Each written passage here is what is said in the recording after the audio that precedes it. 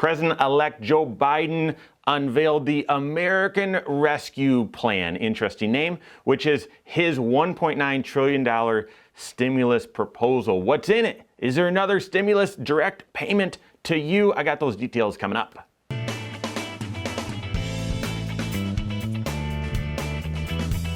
My name is Mike Bernard. I am the host of the Wise Money Show. I'm also one of the certified financial planners right here at Korhorn Financial Group. Make sure you hit that subscribe button, turn on notifications, and smash that thumbs up button. Well, we haven't had a stimulus in a while.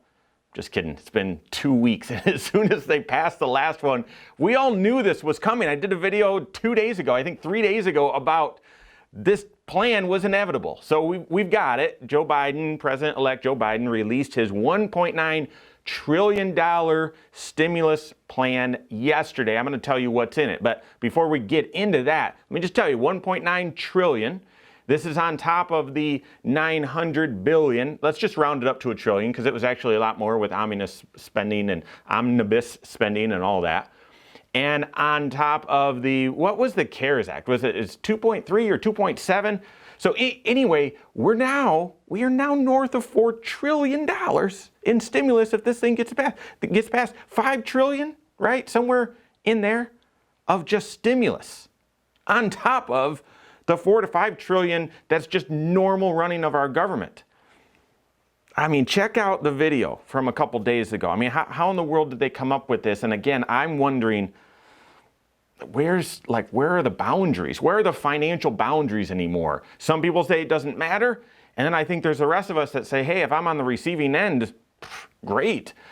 I just don't know how all this shakes out. But anyway, I digress. What is in? That's why you're here. What's in the $1.9 trillion stimulus plan? Well, number one, a $1,400 direct stimulus payment to go with the $600 you just got to level it out to that $2,000 magic number that Trump wanted and now Biden's been saying we should have as well. So a direct payment of another $1,400 to go on top of the $600 you just received. Okay, so within this stimulus plan, another direct payment of $1,400. Okay.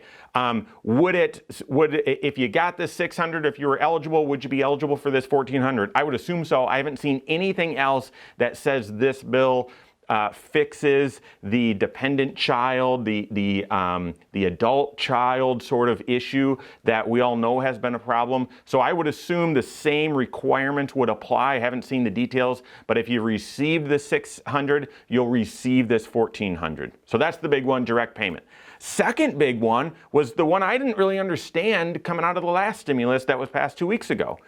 So we still have lots of people unemployed. We have stubborn unemployment right now. I just want you to know we've had a show about this where unemployment dropped like a rock back in the spring. It's rebounded about half and then it's plateaued. It has plateaued and we're actually seeing unemployment and new unemployment claims rising. So the last stimulus a couple weeks ago said there's going to be an additional $300 per week for 11 weeks on your unemployment. And I thought, well, why? What? 11 weeks? I don't know what that does. And so the Biden stimulus plan, instead of $300, moves that to $400 and extends it all the way until the end of September.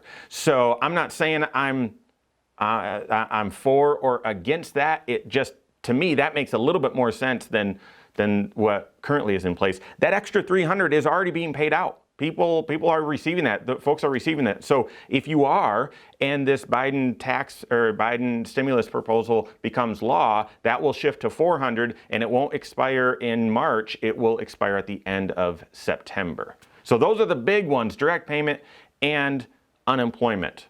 Also in Biden's stimulus proposal is an extension for the eviction moratorium and sort of the loan restructuring and all of that sort of stuff. So that's good. There's been lots of people concerned that the housing market would crash or some areas of the banking world could crash because all of a sudden when eviction moratoriums are over, then a bunch of people could be late on rent or miss their mortgage payment, and this would extend that as well. So that's good. Two surprises though, two surprises within Biden's stimulus proposal. The first one is something that Democrats have been politicking for a long time. Not sure if you're for or against, but within the stimulus proposal, I don't know if it'll stay.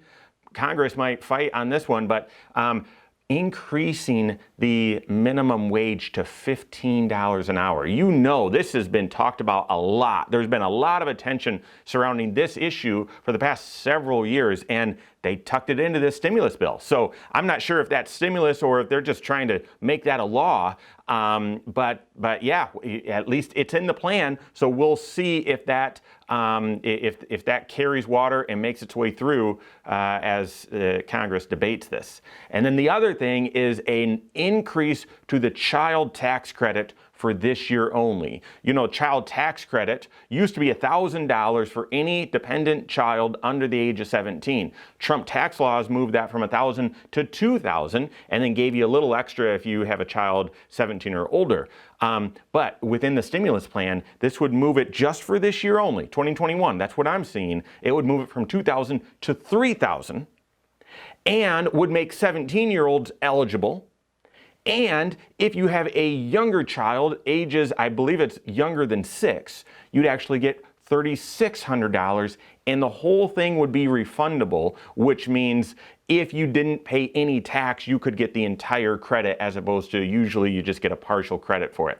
It's a big deal. That's a big deal. Someone with 3 kids, especially one who we're trying to potty train right now, so obviously younger than 6, that would be a big deal. So that would be another stimulating part of this plan. Lots of other stuff for state and local governments is baked in there as well. Vaccine distribution and more testing, all sorts of funds for that as well. But those were the highlights that hit you.